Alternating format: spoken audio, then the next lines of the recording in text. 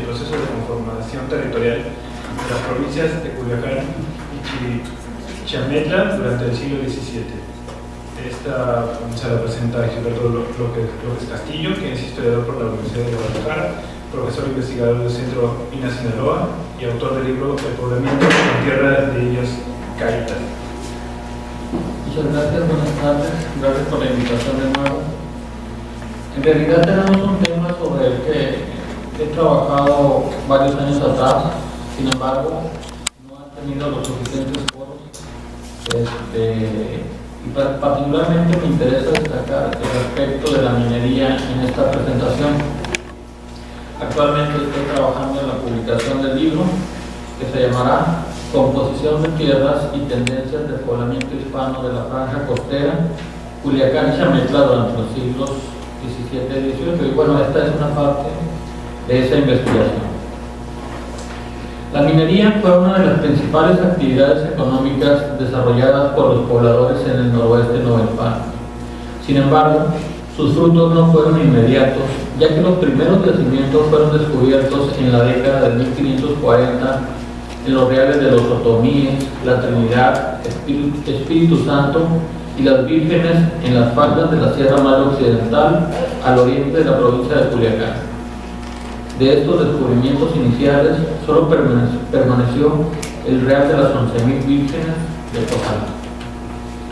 En las décadas siguientes, en el marco de la empresa de conquista realizada por Francisco de Ibarra, nos encontramos con un momento clave para la actividad, debido a que con auxilio de mineros portugueses llegados a exprofeso, se descubrieron los yacimientos de Copala, Pánuco y Charcas, que dieron a la provincia de Chiametla una gran actividad económica. Se trató de una época de bonanza que tuvo su fin en las décadas finales del siglo XVI, en el contexto de la crisis demográfica y de una rebelión de los grupos indígenas. Después de esta primera etapa, por 7 décadas, la minería mantuvo en la región una presencia discreta, siempre presente pero nunca abundante. No solo fue la problemática del fin de siglo en Chiametla, también se vio afectada por la sublevación de Acaxes y Jiménez al comenzar el siglo XVII y por la rebelión tepehuana de 1616. Un nuevo impulso en la antigua provincia de Chiametla aconteció en el marco de los descubrimientos y la puesta en explotación del Real del Rosario en 1655, así como por una modesta reactivación de Copala y Pánuco. Bueno, podemos ubicarnos. ¿Hay un señalador? Sí.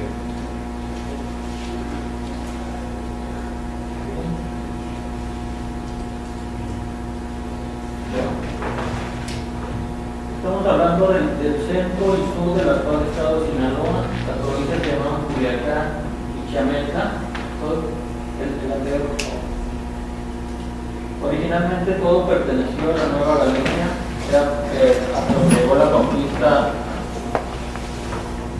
hasta donde llegó la conquista de Nuño de Guzmán. Sin embargo, en el siguiente mapa empezamos a ver los cambios que tuvieron que ver con la llegada de Francisco de Ibarra y con el cambio de una jurisdicción, que fue el sur de este territorio, conocido después como Chiametla, y que pasó a formar parte de la Nueva Vizcaya y a depender de Durango, mientras que Culiacán dependía de la Audiencia de Nueva Galicia con sede en Guadalajara. Y estamos hablando de los reales de minas de la sierra de esta parte, 11.000 vírgenes de Cozalá, que está aquí, Charcas, Pánuco, Copala, Cacalotán en ocasiones, y posteriormente el Rosario, que surge en este entorno, bueno, por acá, en el río de Chiametla.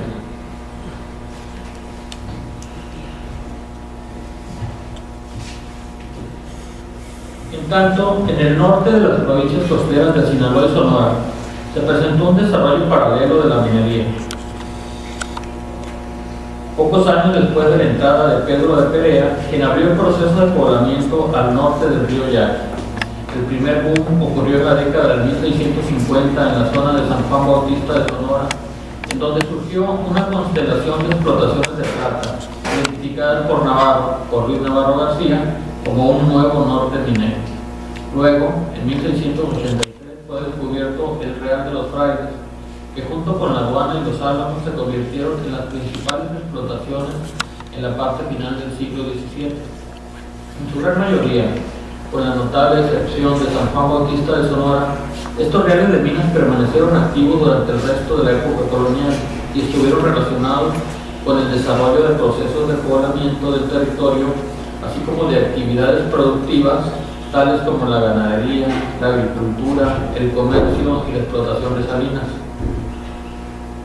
El desarrollo de las misiones fue asimismo un elemento que tuvo relación con la minería debido a las necesidades de mano de obra indígena que requería dicha actividad, así como de insumos producidos en los establecimientos misionales.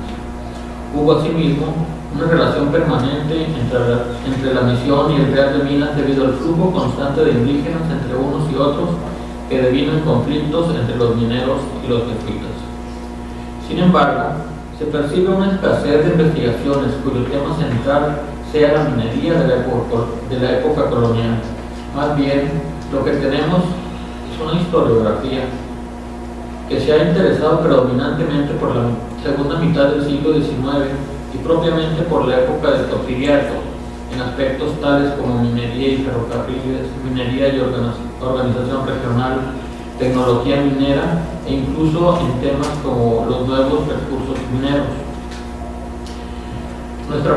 Nuestra propuesta se localiza pues en el centro y sur de Sinaloa actual, que en la época se identificó originalmente como las provincias de Chametla y Culiacán, que fue el mismo territorio que Sergio Ortega identificó hace un par de décadas como la región sur de Sinaloa, en su ensayo de historia regional, el noroeste de México. El primer caso específico es el de la jurisdicción de Cozalá. Como se ha dicho, las vírgenes, minas que dieron origen al asentamiento, provienen de la década de 1540, siendo fortalecida la presencia española en el marco de la presencia del ejército de Francisco de Ibarra en 1564-65.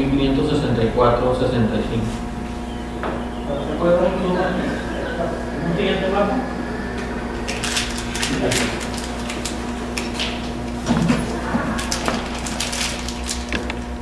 La parte de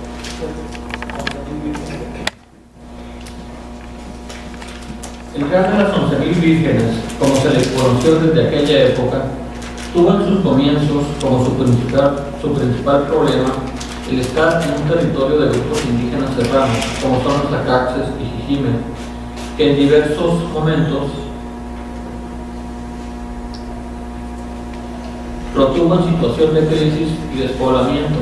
De hecho, en la rebelión de 1602, algunos indios jijimes realizaron saqueos en el entorno del real, matando a un núcleo familiar de españoles, si bien los asentamientos permanecieron poblados.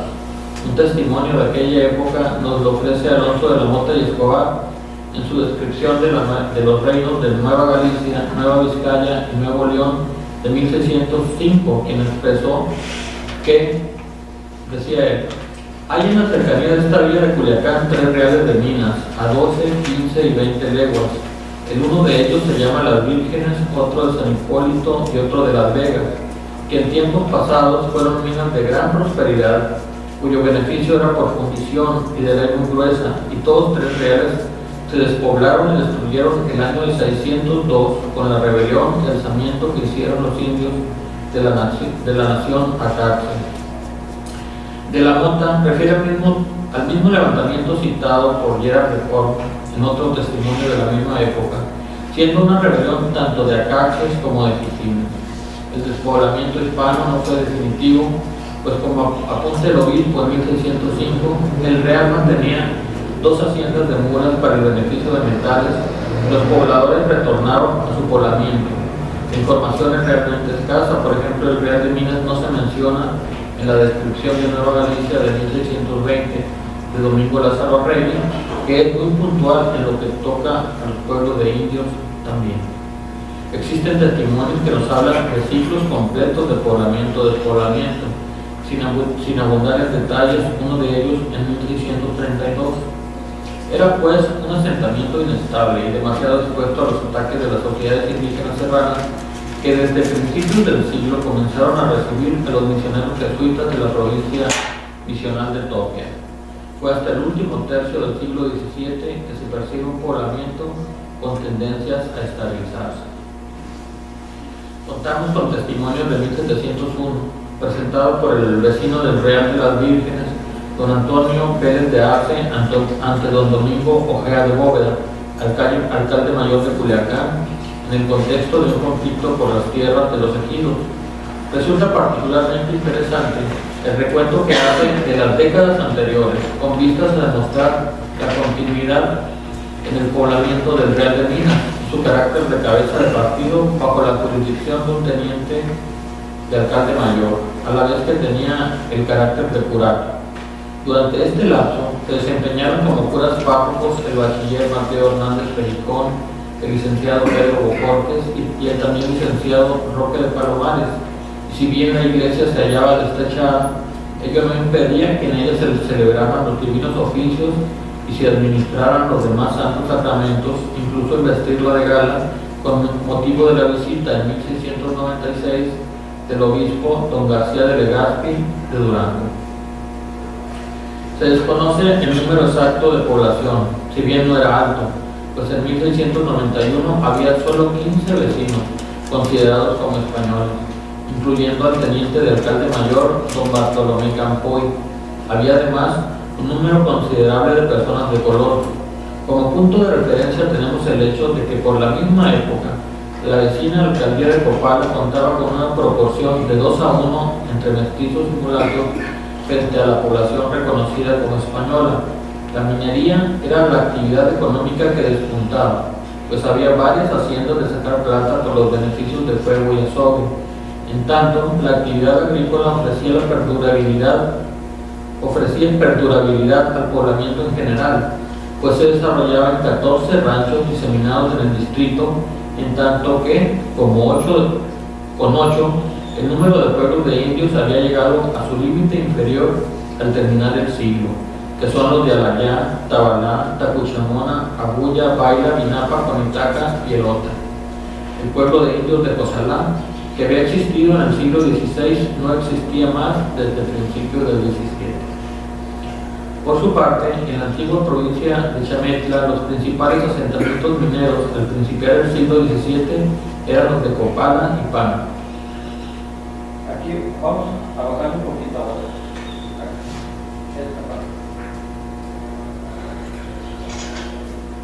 Sin que ello signifique que hubiese una situación boyante, sino todo lo contrario, debido a que después de las rebeliones entre 1585 y 88, la zona se despobló de españoles, tanto como de indígenas. De aquella época fundacional de la provincia de Chametla proviene la concepción original del presidio de San Juan Bautista de los Mulatos de Mazatlán, que fue de 1576.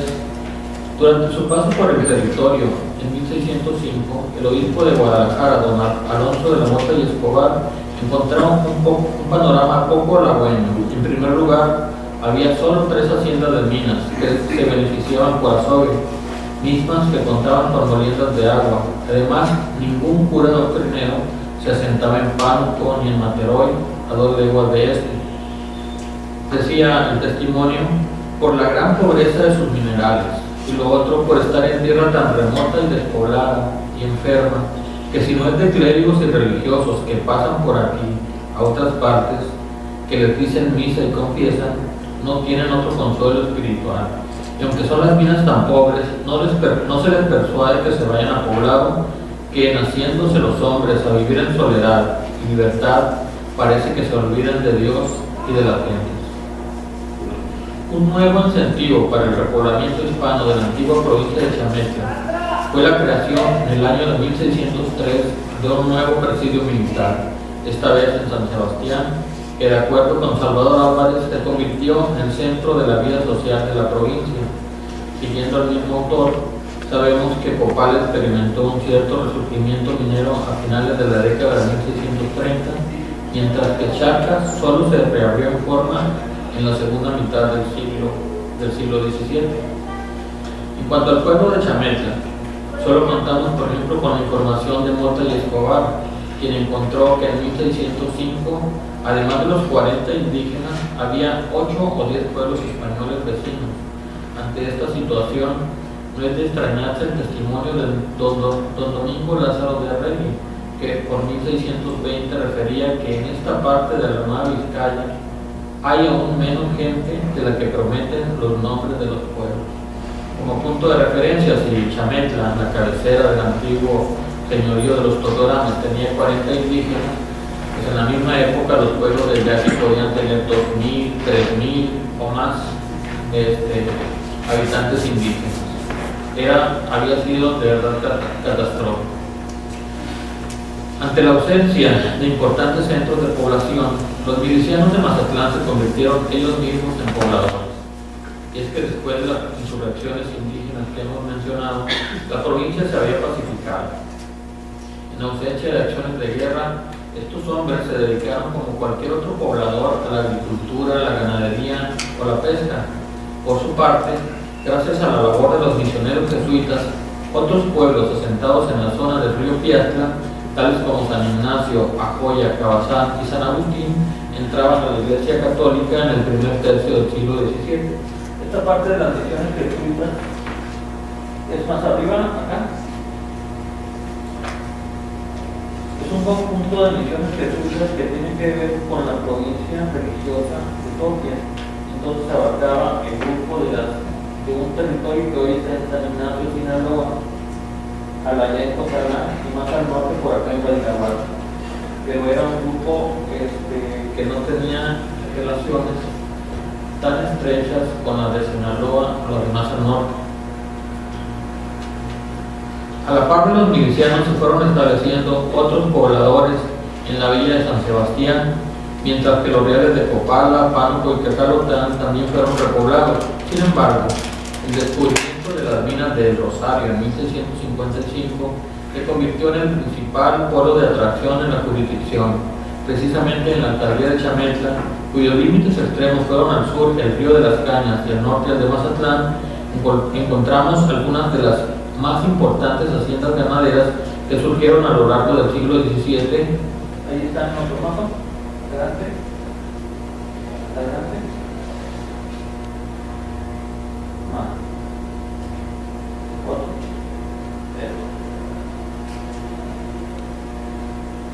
Las más importantes haciendas ganaderas que surgieron a lo largo del siglo XVII, como son la Bayona, el Sauce y los Palmitos de Verde y de Iribe.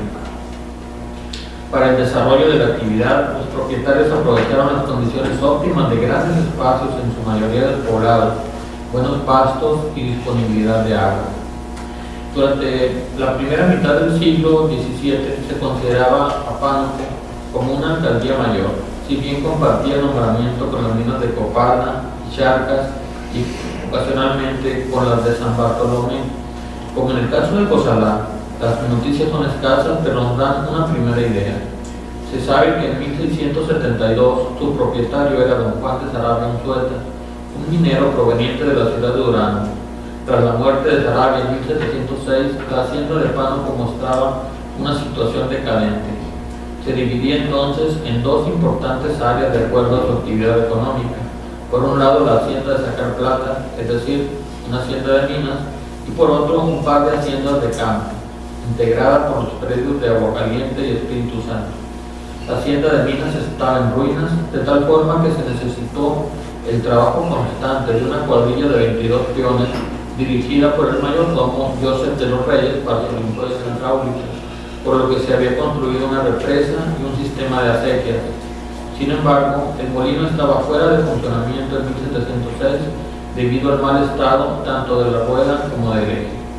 En la segunda mitad de dicho año, todos estos problemas fueron medianamente resueltos, de forma que se pudo obtener una considerable cantidad de marcos de plata.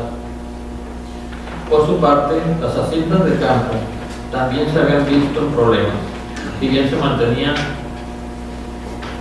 la producción agropecuaria gracias a la cría de ganado y el cultivo de maíz, frijol y caña dulce de Castilla. Por ejemplo, en los puestos del Agua Caliente y el Espíritu Santo se cultivaba la caña, que servía como materia prima para la elaboración de importantes cantidades de panocha mediante el trabajo de los trapiches. Cabe destacar también, en este caso, la construcción de acequias por las que se consideraba su riego ante los constantes requerimientos de agua. ya en poder de Francisco Javier Vizcarra, la segunda mitad del siglo XVIII marcó una segunda gran época para Pánuco, sin embargo, escapa de momento de nuestros límites temporales. Para terminar, diremos que estamos hablando de alguna medida de los primeros momentos de un largo siglo XVII, que sin embargo solo nos ofrece pincelazos aislados de toda una época en la que precisamente se sientan las bases del poblamiento de aquel territorio. Un rasgo definitivo es la extensión del poblamiento agropecuario, que si bien surgió en relación con la minería, tuvo su propio ritmo. No era extraño que alguna hacienda de minas dejara de serlo, o que simplemente tuviera momentos de borrasca como el Sauce, en la jurisdicción del Rosario, desarrollándose en su entorno una hacienda o un rancho ganadero. Lo mismo para Cozalá y Pánuco, cuya explotación se vio restringida en diversos momentos, en tanto que la actividad agropecuaria de su entorno continuaba. Muchas gracias.